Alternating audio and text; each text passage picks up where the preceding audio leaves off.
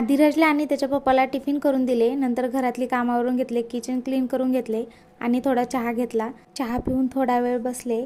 ज्वारीचं पीठ नसल्यामुळे दळण करून घेतले। नंतर आंघोळ केली, देवपूजा केली आणि सगळं घरातले सर्व काम आवरून घेतले। आदिराजला शाळेतून आणायचा टाइम झालेला होता, मग शाळेत आणायला गेले। त्याला येते वेळेस फ्रूट्स आणले। घरी आल्यानंतर त्याला खूप भूक लागली होती आणि माझी पण चतुर्थी होती म्हणून बनाना स्मूदी करून दिले। स्मूदी पीत पीत तो मस्त असं खुश झाला होता, खूप छान वाटत होतं त्याला पण थंडगार असं। नंतर आदिराजने पूर्ण दुपारी सोफ्यावरचे कवर वगैरे काढून टाकला होता, घरातला पसारा करून ठेवला होता। नंतर सोफा वगैरे मी नीट करून घेतले, त्याचा पसारा आवरून घेतले। आज चतुर्थी असल्यामुळे स्वयंपाक लवकर करून घेतला आणि इकडे आदिराजची आणि श्रुतीची मस्ती चालू होती।